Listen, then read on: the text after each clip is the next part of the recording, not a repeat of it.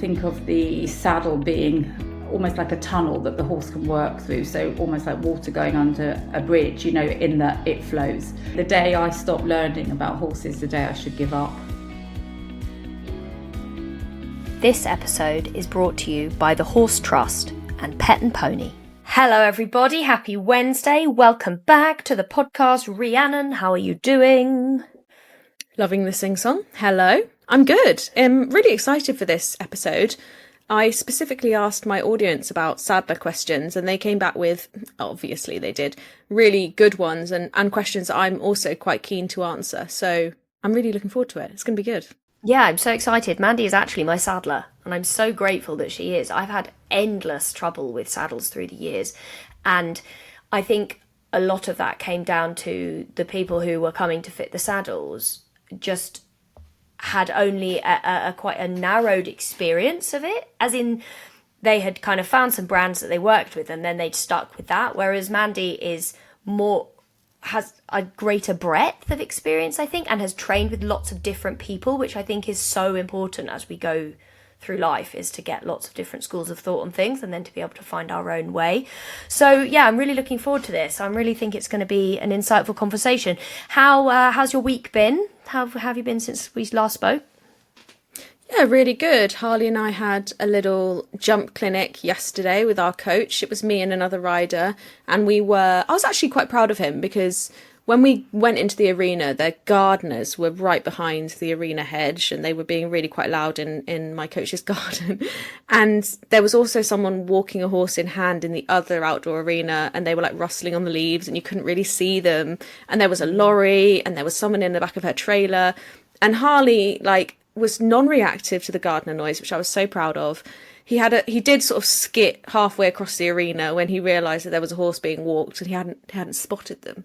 And I realised that my bit has very little in the way of breaks, I guess, which I don't ever need with Harley because he's very polite and he, goes off your body. But that rubber bit I use, it's just definitely not a great one for stopping in the face of a big old horse who's running away. Yeah. In an emergency. But I was so proud of him because that made him anxious and it shook him up a bit and he was a bit like, oh, there's a lot happening. And previously that would have just been it. Like, it would have been really difficult to make him feel good again for a while. And this time he was just I was able to help him. We were able to get on and we had a really lovely, fun lesson. And I put something on my Instagram about it because we basically ended up just doing cross poles and poles on the floor. And it was all about straightness and rhythm and trying to get Harley to change legs and all these lovely little things. And when I put it up on my account, I don't ever think about the height or anything, but people commented and were like, thank you for showing this and not just showing these big jumps, and it's really nice to be seen. And I was like, oh, that's such a good point. Why should you care what other people think of the height that you're jumping? Not everything's about height, and I will always fly that flag because I'm in it for the joy and that's it, I mean, that's what it comes down to. So that was fun. Good. Nice. That sounds nice. Yeah. How's your week been? Yeah, fine. Just quite busy. And I think I'm just feeling quite it's coming close to the end of the year, and I tend to have, last year I had less horses in December and I plan to do the same again this year, and I'm really noticing I'm looking forward to that. I think having horses are joyful for me. There are elements to it but there is also an element of it that is work still. And I'm just feeling a bit knackered really. And I think actually after our last week's conversation where we talked all about hormones, I've been pre-period this week, and my goodness me, do I notice that just feeling lower energy and needing to go a bit slower and wanting to have a bit more time between things. And I'm just so much better at actually doing it rather than just carrying on and then worrying, not realize, and then carrying on and then not understanding why I feel the way I feel. It's definitely all just a learning basically, but I don't have anything particularly huge to report. I'm not doing anything very exciting with my horses at the moment, just kind of ticking along and kind of allowing them to have some quieter time. Blondie actually actively said yes to some work this week, which was really nice. I've been feeling like she really didn't want to do stuff for a while, and then this week she said yes, and that was really cool. And for the benefit of the listeners, Miri, what does an active yes look like from Blondie? Well, let's talk about what a no looks like. And actually, I talked about this recently. I shared a whole series of videos on my Patreon about like the connection before the training, and I talk about something called a red light, green light protocol. And I explained it to a client yesterday and this really like resonated for her, because I was explaining it.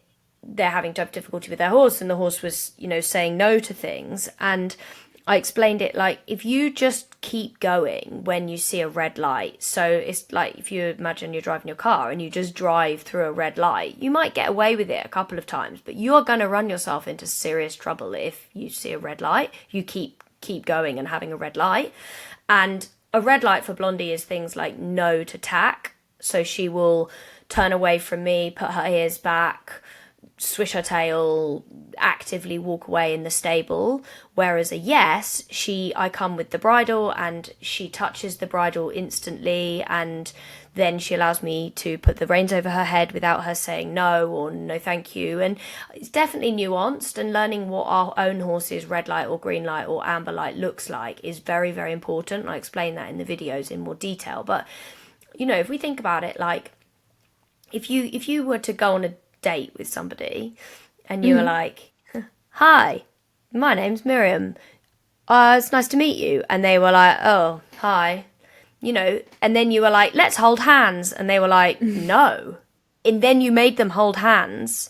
It's that same thing of like, you don't do that with people, don't do that with your horse, like don't push them in those moments. If they're saying no, there's a reason why. It can be as kind of baseline as just energetically it's wrong for them, like your intention stinks or your energy isn't good or whatever it might be. But it is important that we do listen to that. And so for Blondie this week, we just did some lunging on one of the days, and I just went to her with the rope halter and the lunge line and a pair of boots, and she was like, yeah, great. And she went to the arena with me, she was like, yeah, great. And I went out in the circle, yeah, great. And there were a few amber lights, like there were a couple of times I said, can you go in this direction? And she kind of swished her tail at me a bit and was like, no, not necessarily. And I just paused, and then I asked her again, and then she said yes. And like knowing that about her and giving her consent and time in those moments is what allows us to do anything. Because if I was just like, oh, shut up, Blondie, get on with it, she's like, no? Like I said no, and I mean no. And she's like 700 kilos and 17 hands. Like, who am I to be like, do this? She's like, no. What are you doing, human? How do you think? And, you can't force her to do anything. You really can't. And so, not that I want to, but I just mean it in the sense of she wouldn't tolerate it. And some horses will tolerate it, and I don't think they should. And that's why I think Blondie is such like a guiding light on the internet for people, because she's so categorical about things. But all horses have red light and green light. You've spoken about it before with Harley. Like when he's growing, he's a bit like, maybe not that. And he's so polite and genuine that he's like, maybe not.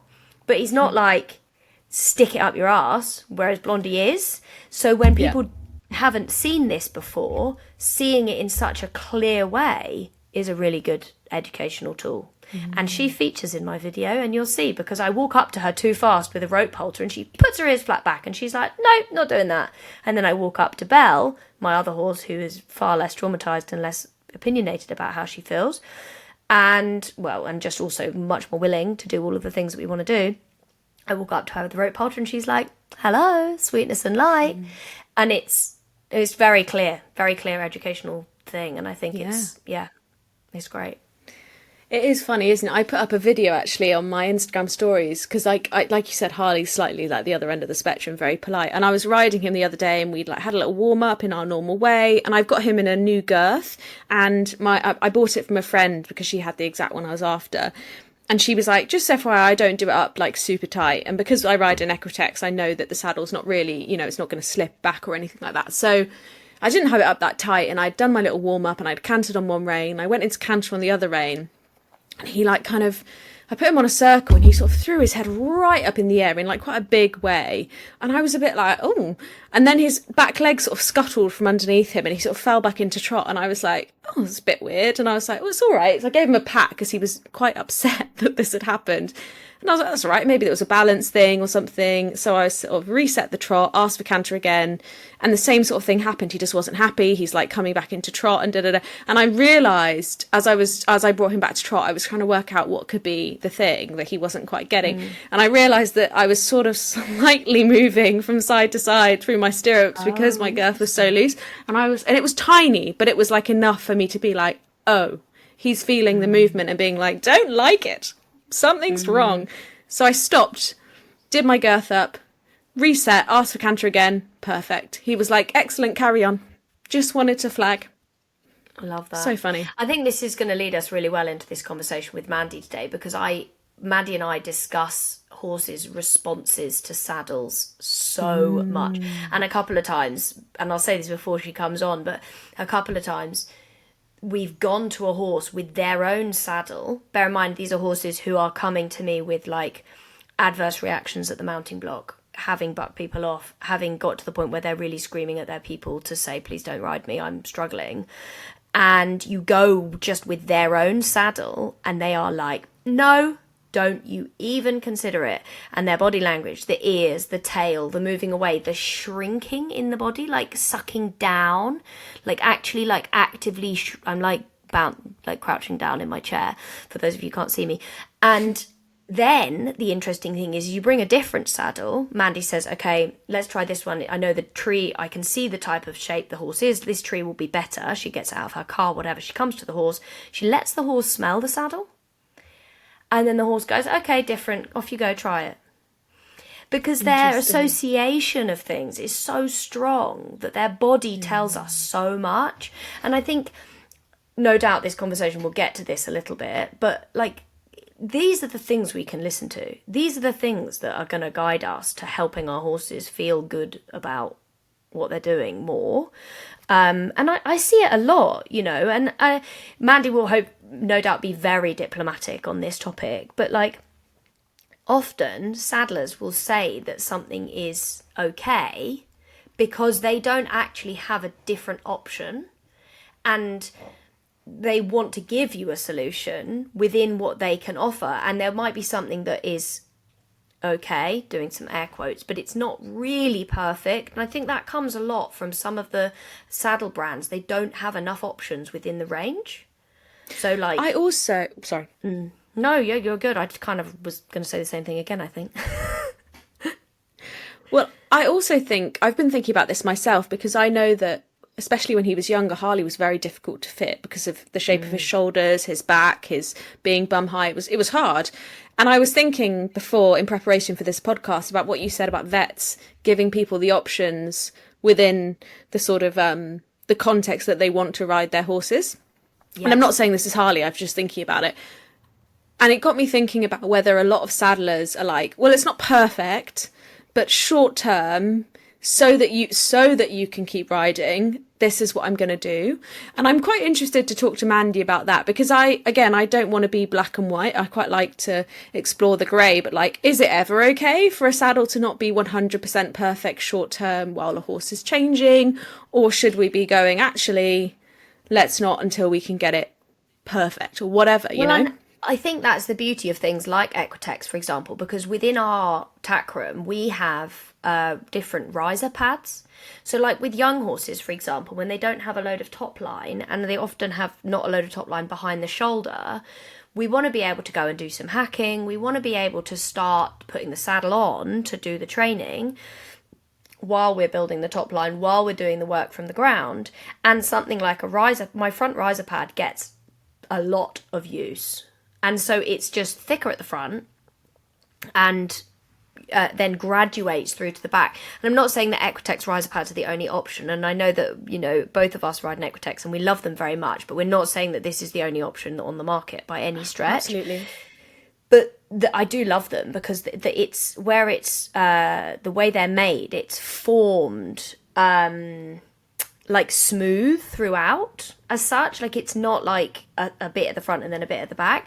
And that's an amazing bit of equipment because it allows the horse's body to move into that space. And so that would definitely be somewhere where, yes, the saddle is not perfect because the saddle is making space for the horse to change.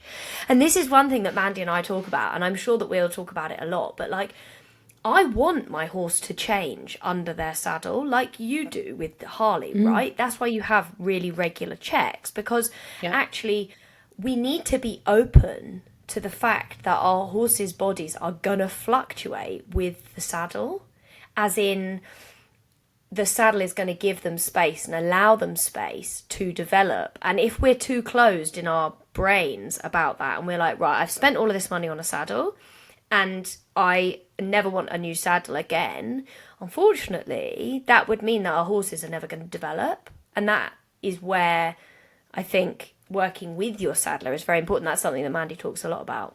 You're absolutely right. I don't have a front riser, but obviously I use normal Equitex pads, and my saddler has said on more than one occasion that having the Equitex in between the appointments has been really helpful, because when he was 5 in particular, he was changing shape so rapidly that it was like it became a bit of a saving grace, helping him with a little bit of extra space or helping him with a little bit of extra at the back or the front. And she said that more than once, actually. And I can see from the stencils of his, of his shoulders and etc. that it hasn't stopped any growth or movement, which is really nice. So agreed, they're definitely not the only things on the market, but they are great. So anyway, there's something incredibly special about watching horses just be horses, grazing peacefully, living out their days in safety and comfort.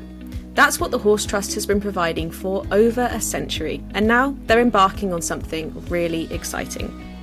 Phase 2 of their Home for More Horses appeal is launching this remembrance season, and it's all about creating peaceful pastures for even more horses in need.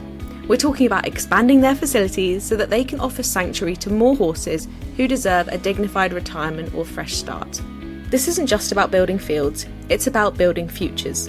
Every horse that comes into the Horse Trust's care gets expert veterinary attention, tailored nutrition, and the kind of life every horse deserves.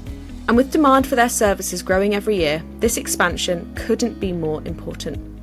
If you'd like to be part of creating these peaceful pastures, head to the Horse Trust and search a home for more horses. Your support could help give more horses the ending or the beginning they deserve. Back to the podcast. We've talked a lot about Mandy. Should we see if Mandy would like to join us? Hello, Mandy. Thank you so much for joining us today. Hello. You're welcome. Mandy is a newbie to podcasts, so be kind, everybody. Mandy, can you start by telling us a bit about yourself and how you got to be a saddler and maybe just some of your history? Okay. So initially working with horses from, the age of 12, going up after school. And then I went through the BHS system. And got to the intermediate, so I'm a BHS intermediate instructor. And from then I sort of been really lucky in that I have very classical trainers. I was a lifetime instructor member of the Teacher of Tomorrow Trust. And that was a wonderful charity that used to bring over trainers like Arthur Cottas, Charles de Comfy, Stephen Clark. So I had the real privilege of training with those sort of people from a young age. And then always interested in the biomechanics of a horse, behaviour issues. And then I was sort of finding that saddles were a huge issue in training. And then sort of one thing led to another. I had a few health issues. I thought, I'm maybe not going to ride as much now. So I had the opportunity. A friend of mine said, I'm going to do a course with Kay Humphreys.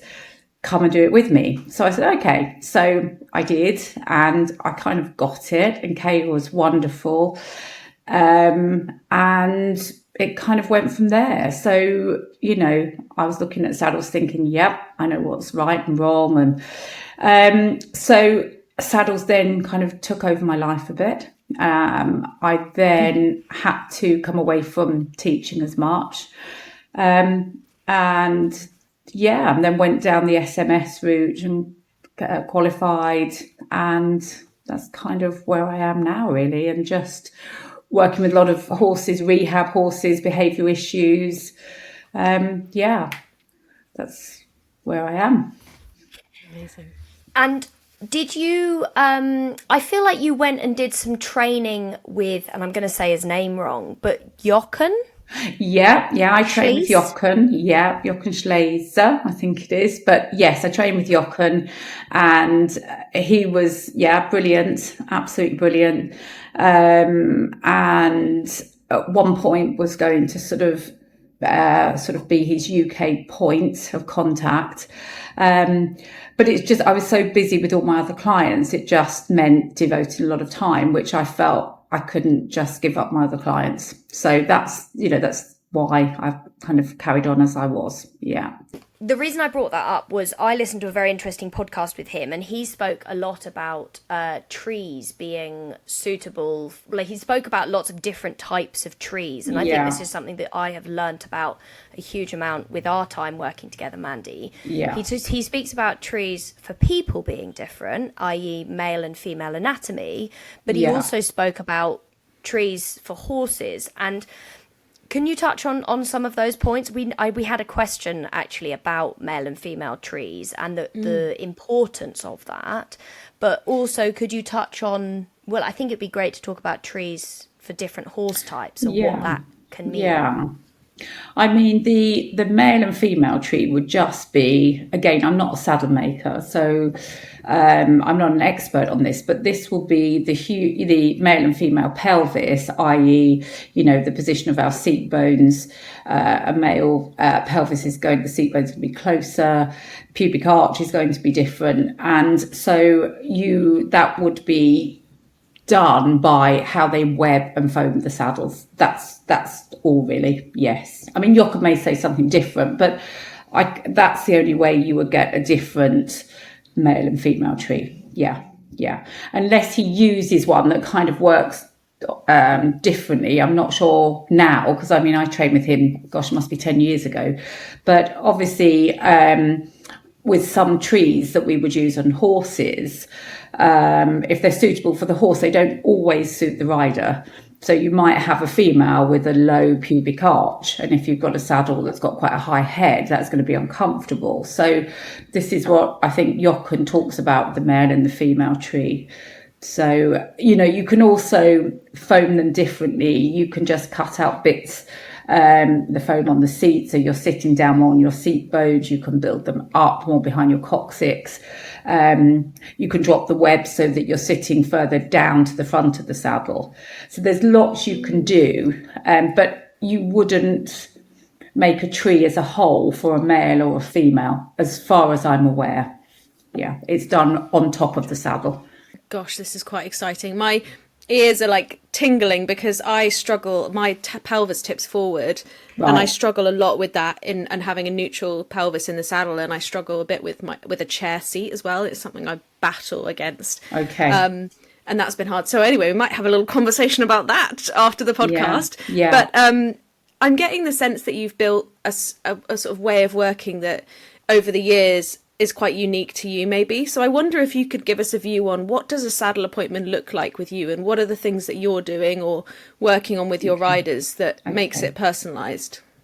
So I think if I start with a new client and a new horse, I think the first thing I want to say here is that something really alarming that I see is that it's a misconception to put an old saddle on a baby. And if you're going to spend money, spend it on the first saddle, both from an emotional point of view for the horse and a physical. I've seen a 4.5-year-old Connie this week, and it has so much damage on its back. And I just happened to be there for an old client, and they put the saddle on, and this Connie just freaked, tried to jump out the stable. There's obviously other things, but the saddle has caused a huge problem. So for me, I always say, I know I've kind of diverged off a little bit, but the first saddle should be the best possible one for that horse. And you would have to change it without a doubt. But, I kind of delay back in my baby by 9 months because I wanted the right saddle for him and I had to wait for it to be designed and made. So yeah, so that's one thing that I feel quite strongly about. So when I first go in to see a new horse, so I'll obviously assess the movement, go through the horse's history, look at it dynamically, statically, any issues that it has. But from a saddle fitting point of view, I'll always start with the tree. So you'll look at the horse's skeletal frame, and then you'll work with the tree that's going to sort of go to the shape of the horse's skeletal frame. If you're rehabbing, that's slightly different because you've almost got to envisage the back how it would be. So you've got to allow a tree and a saddle to allow that horse to make the changes. I recently had, I'm working with a little Spanish guy, a Pre, and we had the saddle made. He had back damage, but he was a new horse to the client. She wanted a saddle, and what fitted him there and then, actually, by the time it was made, actually, because his back had the bad saddle off, just didn't work. So the next saddle up was actually a little bit too open for him at the time. And, we had to use some shims and to help rehab. And I went back 4 months. I saw him this week and his back looks amazing. So what I try to create with the saddle is getting the saddle as correct as I can. And then again, with pads and shims, and I do use, the different pads, is to kind of think of the saddle being almost like a tunnel that the horse can work through. So almost like water going under a bridge, in that it flows. And that's what I try to achieve with the saddles. But, it's at first when you're rehabbing, it's quite difficult to get that. And this is a conversation that we have had a lot of times, isn't it? Yes. Where yes. a horse has come to me and I have said, I think your saddle needs looking at. The horse has atrophy of the back. Maybe there's muscle wastage, or the horse has a negative association with the saddle. Yeah. And Mandy has come and Mandy has said, okay, the solution right now isn't actually a saddle. And that is sometimes something I haven't previously experienced before working with you, Mandy. Yeah. It was often, this will be okay. And that is, I think, can be dangerous. Can you talk a bit about that? Because obviously, you are very experienced and I think an amazing advocate for the horse with no voice in that moment, because you have to be there to say, actually, it's not the right thing for your horse to wear a saddle. And actually, we've seen it, haven't we, recently with a pony, where even just 3 weeks without the saddle, doing some groundwork, doing the rehab from the floor without putting a saddle on the back at all, had such a dramatic effect. But then the back was in a good place. Good place. So it's really hard because, as we know, the horses need lots of groundwork from a physical and emotional point of view. But you've got the trainers coming in saying they need to be ridden, you need a saddle. So that's really hard. So for me, the more we can heal the back, so say if someone orders a saddle, for instance, and they've got problems, they, can I use the old saddle? I'd rather not ride and just do some groundwork. And I think this is where also trainers need to have the education to actually help the horses on the ground. And build their backs and build the horse's confidence.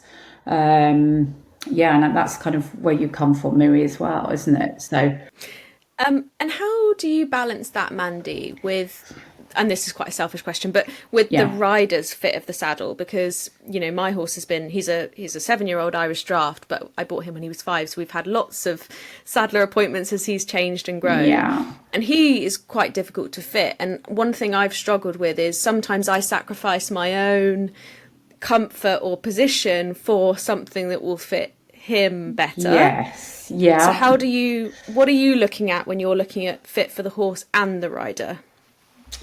It's really hard. So first of all, like I say, it's the tree and the conformation of the horse, and then from the tree we build the panels. and then we try and get sort of balance.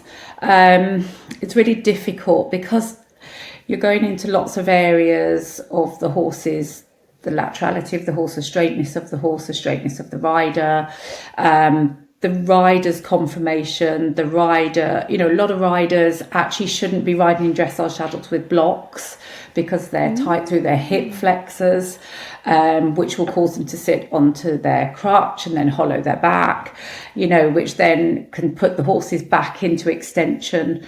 So it really is hard. So you're trying to, at the same time, educate the rider, and try and steer them off in different directions, because it's really hard as well that people are calling me in as the saddle fitter, not as the trainer.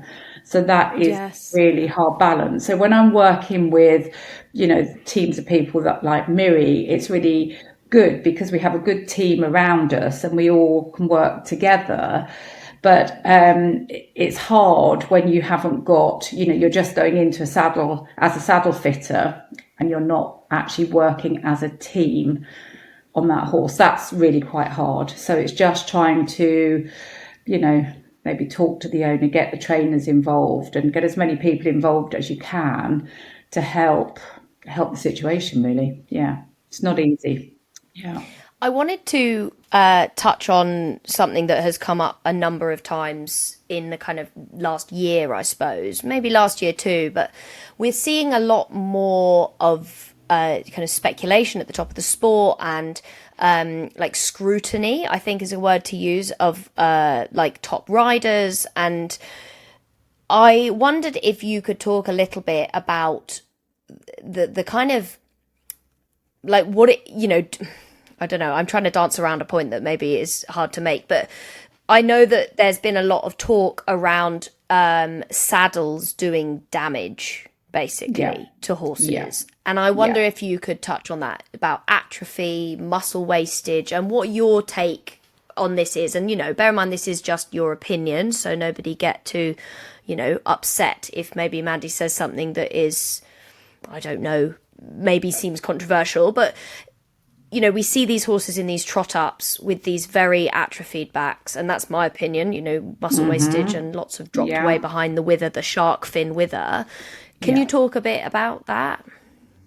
So I think number one, as a professional rider, for instance, riders going around badminton, they've got to be safe.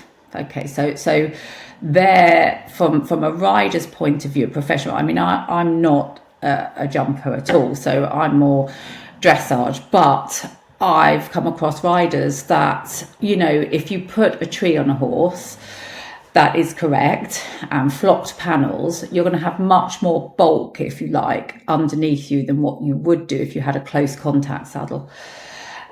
So from a professional rider point of view, I've had the comments that they need to feel into the horse and really slotted into the horse. So for them, they feel safer to get these horses over big jumps. Now, the problem with that is to have that feel, so the twist of the saddle, which lies at the base of the horse's wither, and then you have the rail angles of the tree.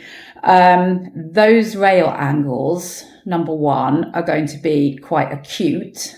And they also are the width between the rails at the horse base of the horse's wither is going to be very narrow. So you're going to have a really narrow twist. And then to make it feel even closer, the close contact, they're foam panels, and they are really quite a narrow panel where your legs go. So basically the rider can kind of, almost like a peg, sit into the saddle. And then what happens with the foam, for instance, so the head of the tree has to be quite narrow as well. The rails enter quite high and at an angle, and then you have just foam at the front. So this, in my opinion, is why the horses will gradually atrophy away from this. There can be other reasons. There can be foot problems, etc., etc. But yeah, I mean, and also with adjustable heads, this is another kind of subject. is that they're a triangle. So basically they are a triangle. So some aren't, some brands are really getting them more open in the head. But when we're looking at the horses, the front of the saddle, the front of the tree, the head, we actually look at the shoulder conformation and the shape of the wither. Now, what you're looking for is you have width, which is the top, if you like, so that's the width at the top of the head, and then the angle is down the sides. Now, with an adjustable head, majority of them, all you're doing is changing the angle. So you're not actually giving them any more openness through the head. So if you go wider, what actually happens, you can drop the narrower part of the head plate down more into the back of the horse's scapula. So these two things can then cause some atrophy, as well as flocking, or if the saddle isn't balanced. And you've got to look at the tree at the back to see that it contours sort of the horse's spine. Some horses are flat, some horses rise up slightly from the back of the wither. Some it's their conformation, some it's through damage and ridden work.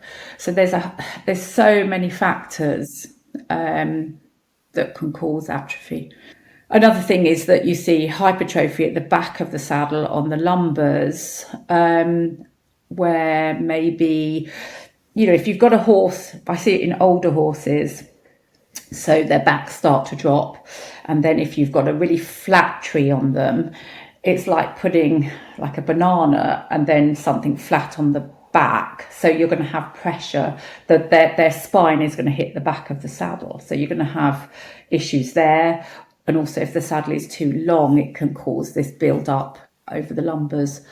I saw a horse yesterday actually, and so the saddle fitter had tried to do good. He'd taken the airbags out, and but the flock wasn't balanced and the panels were very long.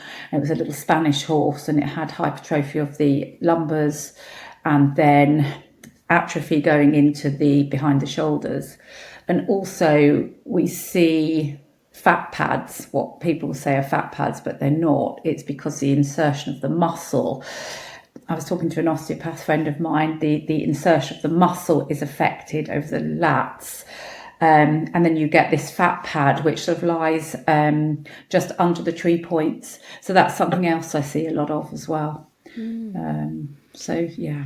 Feels like the learning here is, even if you see someone you really admire, a professional doing something, using something, it's always best to get your own professional out looking at your horse. I'm just going to take a moment to mention the other sponsor of this podcast, Pet and Pony. I've been working with them for years now, and the Weather Beater range they stock is really good kit. They are a family-run shop in Durham doing pet and horseware with a great website, so if you're not local, you can still get everything that you need.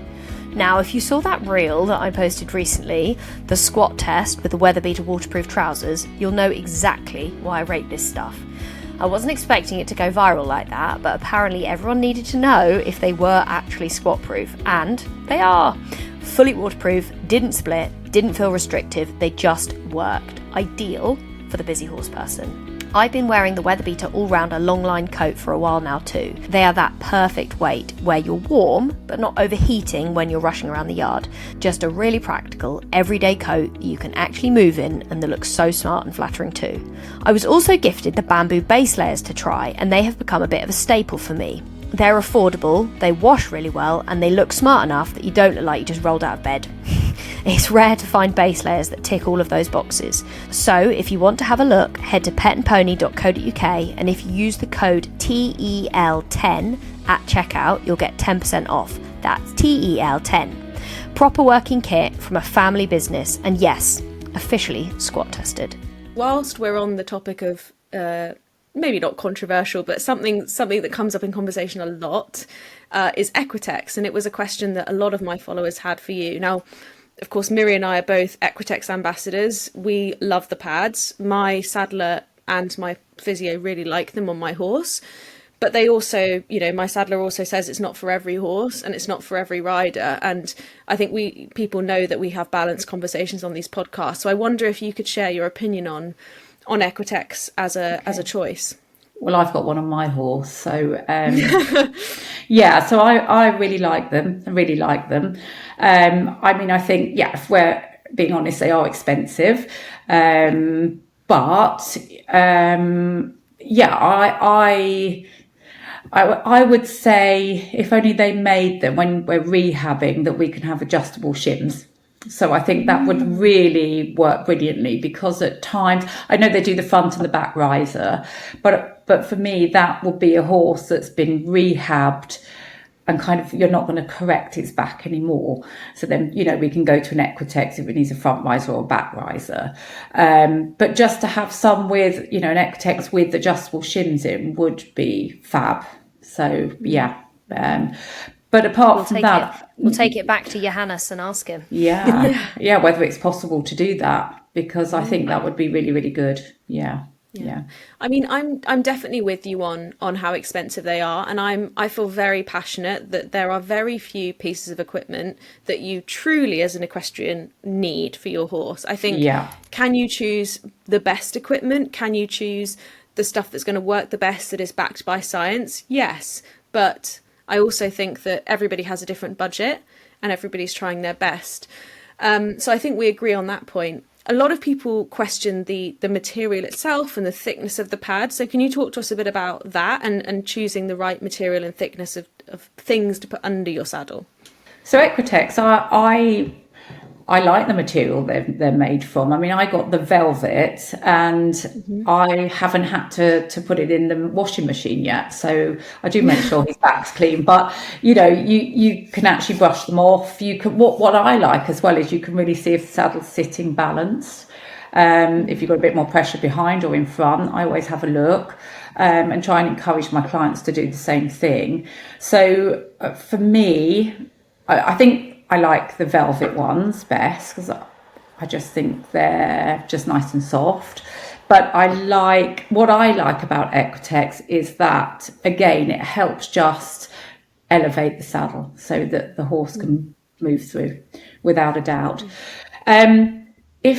So on some cobs, you know, if you've got a really fat cob who's overweight, then the Equitex, you know, you've got to be careful, because you want the saddle to sit a bit closer, because those guys have got a big layer of fat.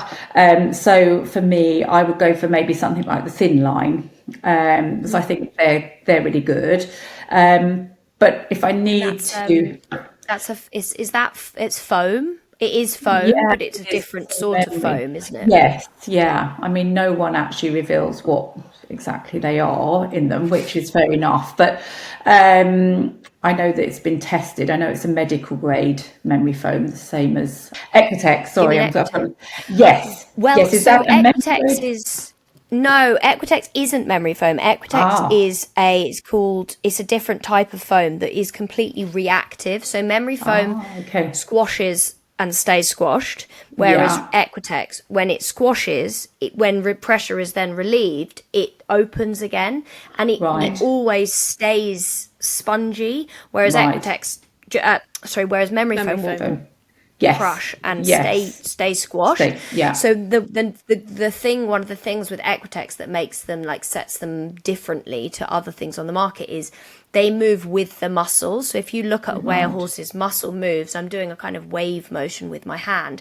It flexes and tenses and flexes and tenses and contracts and expands. And Equitex allows for that, which is why through rehabilitation you can see that the body can change with the saddle being in place, rather than maybe not expanding as much as it could. And that was actually the reason I got my first Equitex. The reason I bought my first Equitex was because Woody, who was rehabbing, was very asymmetric. And my saddler, much like you, Mandy, was like, I'm not fitting a saddle here because this isn't going to work. And I got an Equitex, and then I got one for Harley again because he's growing and changing all the time.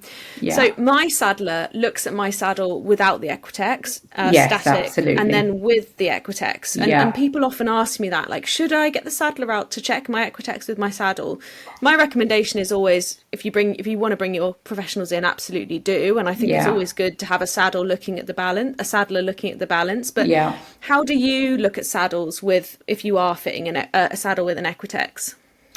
Well, the first thing you have to look at the saddle statically, without anything. And girth, you must girth it up because that's going to have an effect. And then you would put your pads on, and then you would see the horse move, and see because also a static back is very different to a dynamic back. So you need to see both, absolutely. And I don't generally. So when I've worked with the horse, then I will just then put the pad on, and then we see the horse move, etc. So I don't generally see the horse ridden without a pad, if that's what it's used to. So definitely you need to girth it and see the horse move. Yeah. And I had a conversation actually with someone one of the saddle fitters, saddle makers I work with. And we have a particular tree that I really like, and it's quite a flat tree. And so if you've got a horse that slightly rises, there is that, you might have a little bit of pressure at the back with the tree, the back of the saddle with the tree. But actually, you've then got to see how much that horse actually back lifts when it moves, because some horses really do lift up, and it totally changes, what you might fit the horse with and ultimately use on the horse. So it's really important. I wondered, Mandy, if we could touch on, you mentioned that when through your training that you noticed that the saddle was a big part in the behaviour. Yeah. And I know that you and I have experienced this a lot. And I told a little story about horses that come to me that have trouble, and we come to them with their own saddle, and they say a categorical "get away from me, don't you dare." And then you bring a different saddle and you give them a moment, and actually they are very different. Can you talk to me a bit about some behaviours maybe that you see that you think people maybe wouldn't be aware of? I know we've talked about some of the things the body shows us, like the hypertrophy and the atrophy, but maybe some of the behaviours would be interesting to touch on. Yeah, I mean, I think people aren't always aware. And so, for instance, with my horse, I had a really nice bridle on him, and what I thought was a really nice bit. And on day 2, he said, "No way." And he started just walking away from me, which he doesn't do. And I thought, okay, he's walking away from me. He's not happy. So I stopped using that bridle and that bit. And then I had a friend of mine who's a really good bridle fitter and bit fitter and said, "Yep, this is why." So we changed it, and he's never walked away from me since.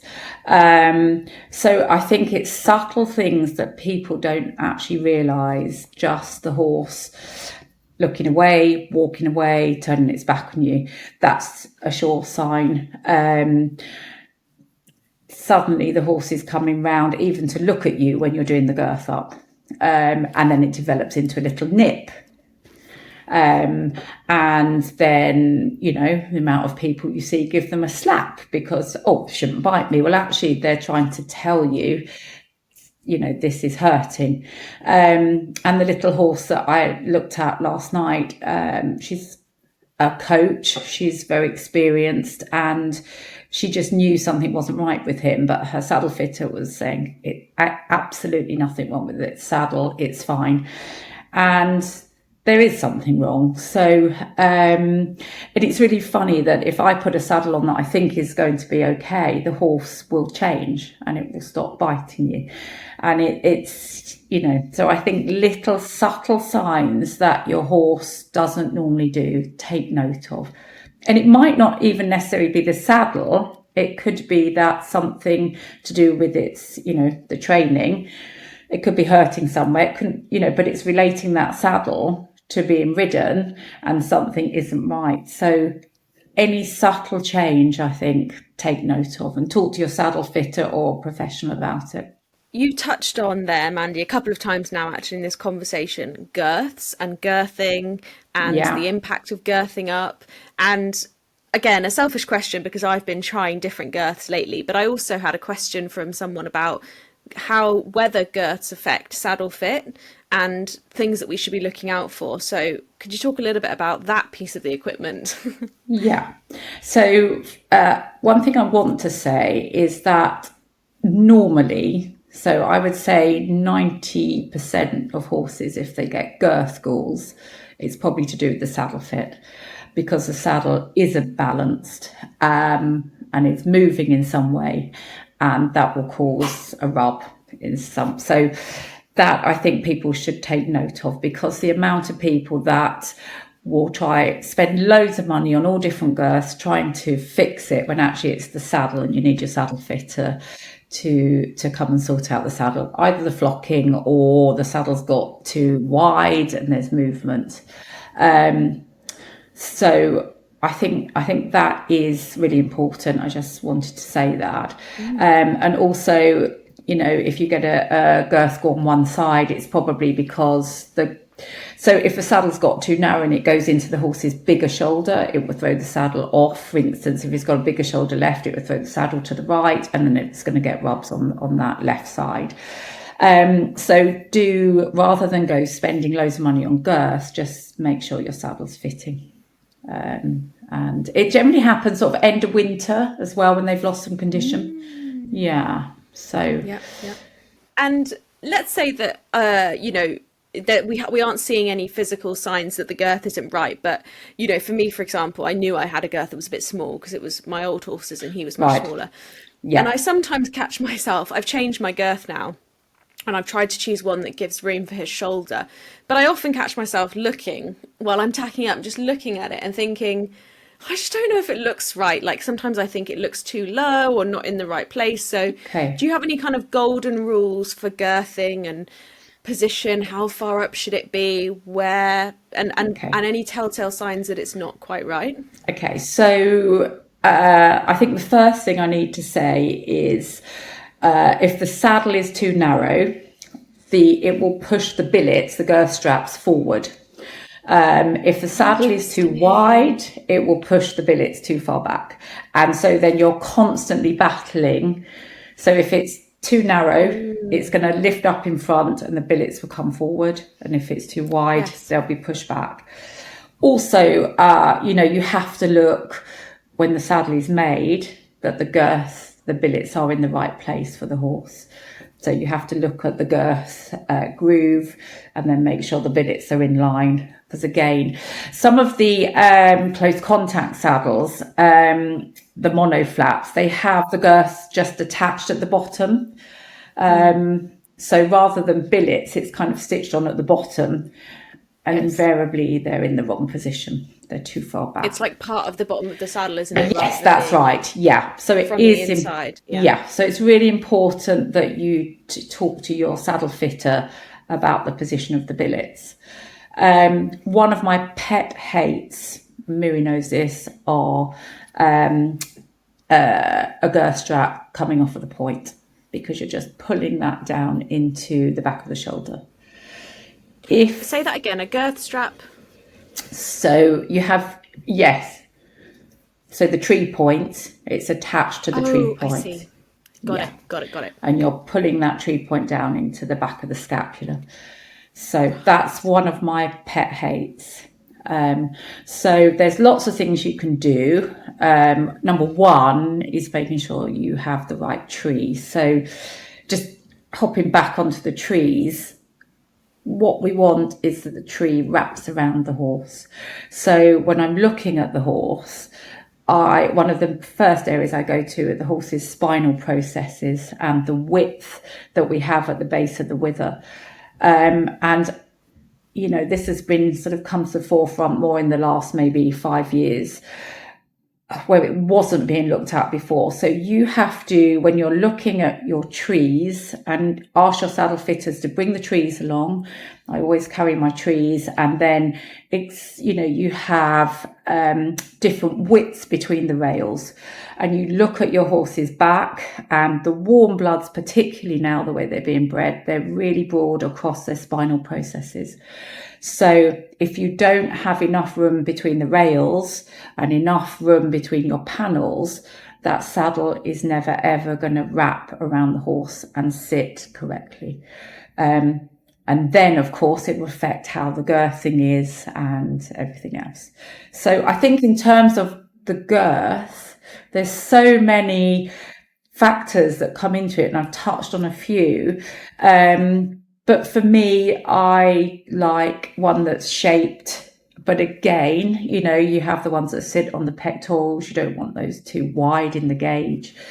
So, but for me, I go back to the construction of the tree and the points of the billets.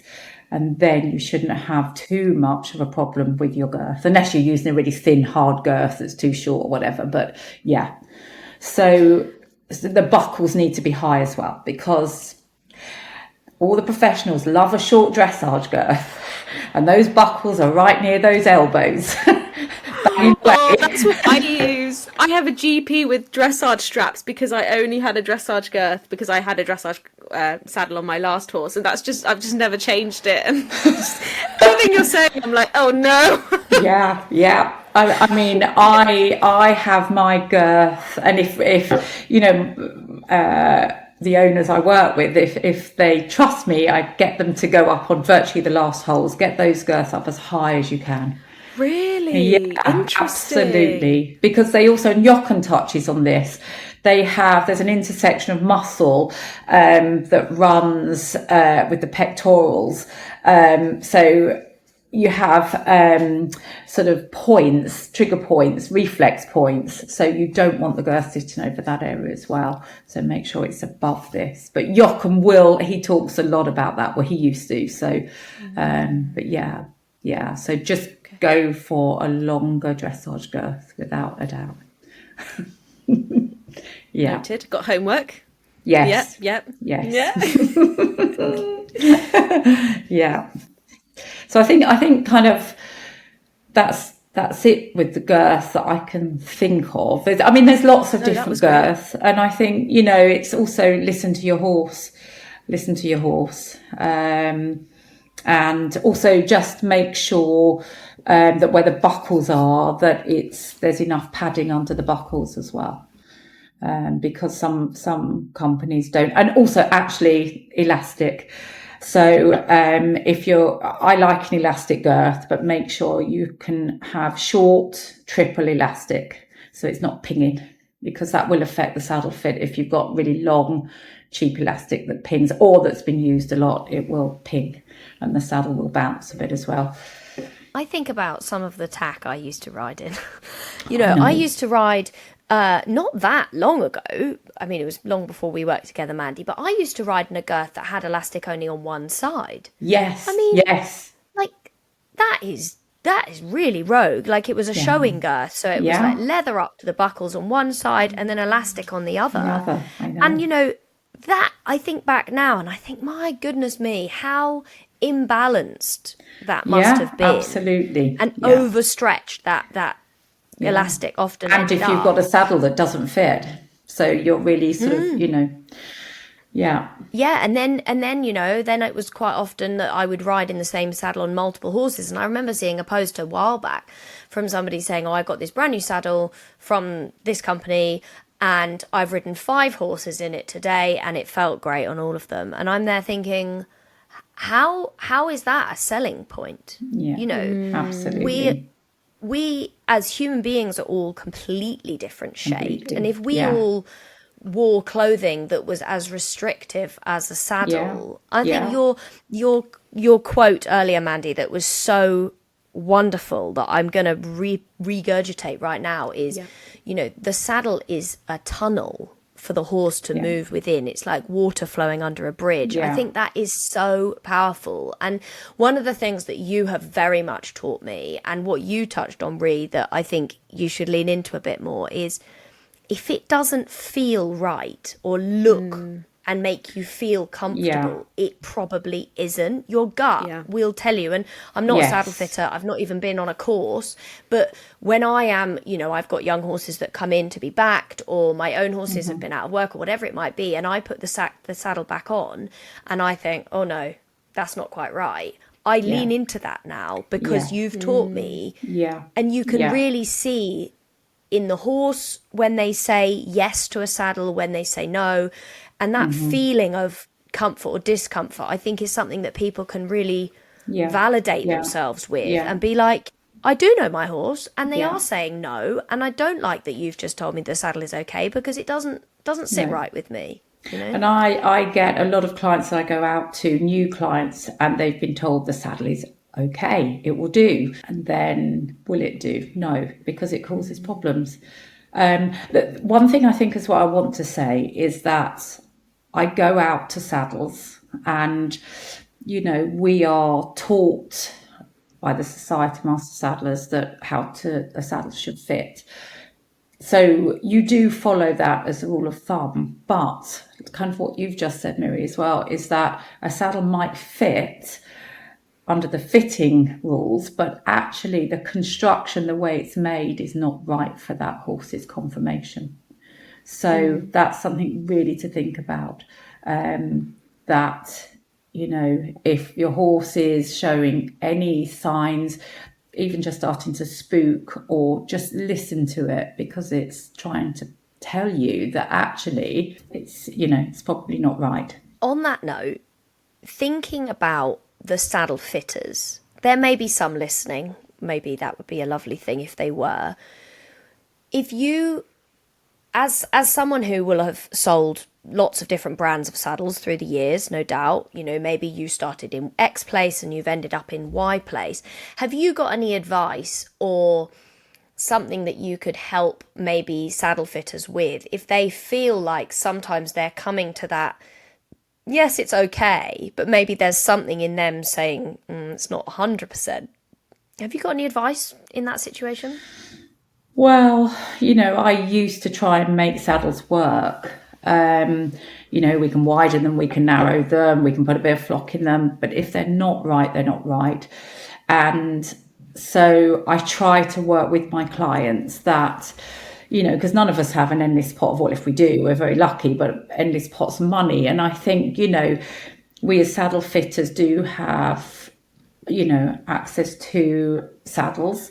And I think if, as a saddle fitter, if you can build a little pool of saddles that you can help your clients with and help the horses with, you know, and I will always try and exchange like for like if I have a saddle or we find something, you know, I think you have to, a horse that you fit a saddle with that you're rehabbing is not going to be in that same saddle in 6 months' time. So I think, well, potentially. So, you know, I think as saddle fitters, we have to be open-minded. We have to also listen to our clients because our clients know their horses. And I'll never shut down a client with what they have to say about their horse because I'm not with that horse. I don't know that horse. I don't have the emotional attachment to that horse. So listen, I think we have to listen to our clients, and I think we mustn't make do. I think, you know, that's something I believe strongly in. We mustn't make do. It mustn't just be okay for now. That means it's not okay. Yeah. I'm doing some clapping. And I think it's hard, isn't it? Because sometimes these situations are very emotionally charged. And I remember somebody said this to me recently. It's like, we do want people to tell us that it's okay. You know, as a horse owners, we want our professionals to come and say, it's okay, it's good, things are okay. But actually, is that the reality of working with a living animal with feelings and emotions that we then try and climb on the back of? You know, we sometimes have to put our own feelings to one side and be okay with somebody saying, no, this isn't okay, for the sake of that horse. Yeah, absolutely. Yeah. And for the riders too, I think for an everyday rider, sometimes it can be really nerve-wracking to ride in front of a saddler for the first time because you worry about being judged. And I've had it before where I said, oh, I don't know if I'm feeling quite right. And they were like, that's your riding, that's you. And that is that's a really hard thing to do, because especially when you're not a professional rider, you're like, well, I've only got so many hours in a week that I can improve upon this. And I am absolutely guilty of this. I said it earlier, where I'm like, okay, well, it doesn't really work for me, but this is what he needs right now, so I'm just going to put up with it. And actually, it's really hard to find to feel strong enough to say to a professional, this doesn't feel right, or even to be able to slow things down enough so that it's not just a quick 10-minute walk, trot, canter, and suddenly you have to make a decision about a £3,000 purchase, or whatever it is. I don't have a solution other than be brave, but it is hard. I just want to acknowledge that it's hard. Yeah, it is hard. And I very rarely sell a saddle on the day either, because, I want the client to make sure they're happy, that their horse is happy, because, it's I remember a good friend of mine who's a saddle maker and fitter, and he said, it's like us, if we've got a tight pair of shoes on and then we put a pair of slippers on, it's going to feel comfortable for a while. Then actually it's not. So, again, I think you have to give your clients a chance and the horses a chance. And that's why it's good to build up a little pool of saddles. You don't need many, just so that you can leave a saddle with a client and just make sure that, and also, the saddle's fit to template the horse's back and to go back and then to see if you've got any changes, the positive changes. It is hard. It's a really, there's so many factors with saddles. And just not something to be overlooked, No. I think so. I saw something on Instagram the other day, and it was saying how, we can't expect our horses to change if the thing sitting between us and them is not allowing for change. Yeah. And I'm like, yeah. Yeah. Well, again, the saddle has got to be the symmetrical interface between horse and rider, because you've got an asymmetric rider, hopefully a symmetrical saddle if it's been made well, and then an asymmetric horse. So, you've got to have that as that interface between horse and rider. Here's a sobering thought. There are more horses than ever in need of sanctuary, retirement care, or simply a safe place to land when circumstances change. And the Horse Trust, who have been doing this vital work since 1886, are rising to meet that need. This Remembrance season marks the launch of Phase 2 of their Home for More Horses appeal, Peaceful Pastures. It's a campaign to expand their capacity and create more space for horses who need it most. Whether it's an elderly horse who's given everything, a young horse who needs a second chance, or a veteran who deserves peace and quiet, this is about making sure there's room for them all. We all hope we'll never need services like this for our own horses, but knowing they exist, that's everything, isn't it? And the more horses the Horse Trust can help, the stronger our equestrian community becomes. Visit thehorsetrust.org.uk to learn more about the appeal and how you can help create peaceful pastures for more horses, because every horse deserves a safe place to call home. I was just going to say that in terms of saddles slipping, which is really common. So what I try not to do, so if a horse has got saddle damage, it invariably will be crooked in itself. It's got its natural asymmetries, but it will go crooked to try to avoid, if the saddle isn't right. So I will try not to. I will try to educate the rider to work with their trainers, etc. I try not to try and pull the saddle straight, because certainly to start with, and let's say it was you, Miri, and we was having problems, then yes, we could do something. But if we've got a crooked horse or a crooked rider and they're affecting that saddle, if I try and straighten that saddle to that rider and that horse, they're never going to learn, and they're never going to learn to feel. So that's something, again, if I'm working with someone that I know, and I know how they train, then I will do it very cautiously, but also I will go back very quickly. I won't leave them too long. And also, if your horse,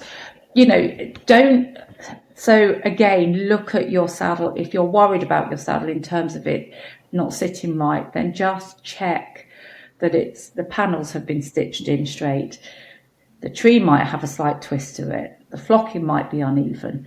So, yeah, so it's just, I think as an owner, just look at your saddle, just look and become familiar with it. I think that's really, really important. Yeah.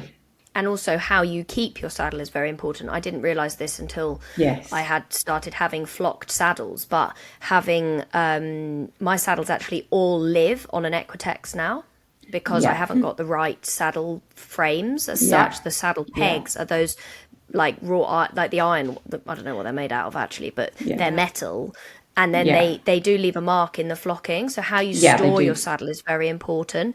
There are some good courses actually. Mine are on a bunch of... as thick a pad as you can. Yeah, a thicker pad as you can. But I was going to say there's I went on a course actually for horse owners that was really interesting about how to look at your saddle, like to look for a broken tree, to look for unevenness, to look for things not being stitched right, whatever it might be. It was really interesting. I think a light Googling would probably come up with some good results on that. I mean, even just go and watch a YouTube video on it, right? Like on that kind of a thing. Just educate yourself. Yeah. Because, panels do get stitched in, unevenly. And it might not be the saddle makers. It could be that a saddle fitter's had it and not stitched it in properly. So just check, just have a look at the symmetry. Yeah, it's really important. But I think the best thing to store a saddle on would be a pole, as we've spoken about, Miri, and then it doesn't eat into the flock. So if you can get a pole, that's the best thing. But if not, really pad the sides of the racks. And interestingly, with the racks, they'll always make more of a dent on the left side. I don't know why, but majority of saddles, I don't know why, unless it's because most people right hand, it might be the way they're putting the saddle. I don't know, but it's always the left panel that has a bit more of a dent in it if they're not. Yeah, so just something to be aware of. Yeah, when you're putting your saddles up. Mandy, I have a closing tradition on this podcast, and I ask the same question to every person, and you can take your time, take as long as you need to answer it. But the question is, if you had one thing that you could say to every equestrian and they had to listen, what would you say? Oh gosh, there's loads. I think number one is be brave and think outside of the box and what's normal. What has become normal in the horse world. Follow your gut and think outside and be brave enough to do the right thing by your horse. Yeah, that's kind of what comes. Wonderful. Yeah. Fantastic.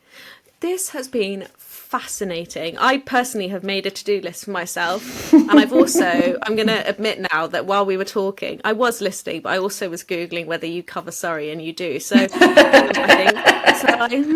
might end up having a little conversation. If we can just cut the podcast now, and then we can keep talking. No, I'm joking. But this has been really lovely. So thank you so much. I think people are going to get a lot of value out of this.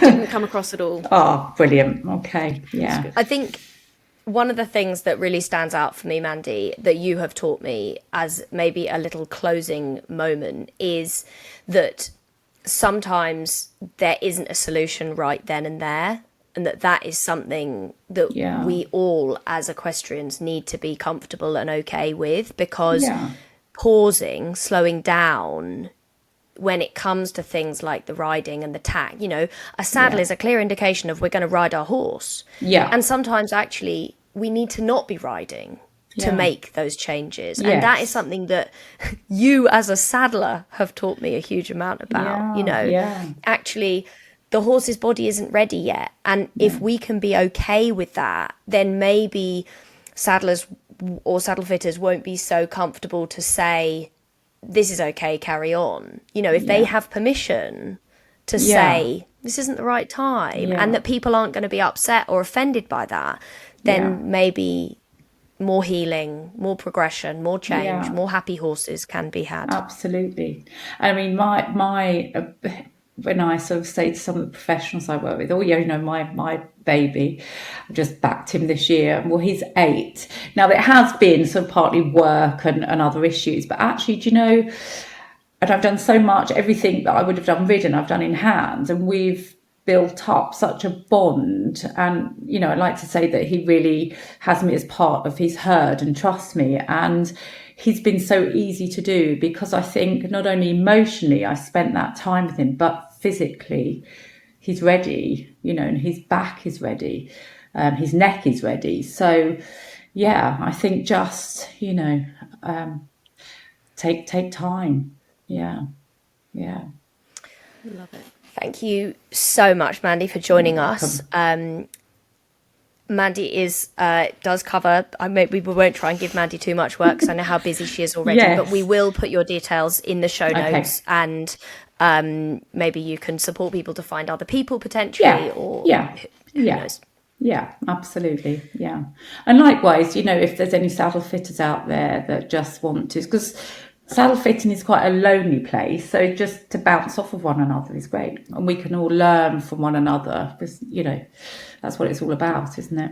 We've all got something to give. So I always say the day I stop learning about horses is the day, or that I think I've learned everything, is the day I should give up, because I think we never stop learning. And I had the privilege of being able to work with a man called Dr. Kerry Ridgway, and he said there's just never enough lifetime to learn what we need to learn about horses, and he's so right. Yeah. I love that. Thank you. Thank you so much, Mandy, for joining us today, and thank you so much, everyone, for listening. We will see you next week. Goodbye for now. Bye for now. Bye.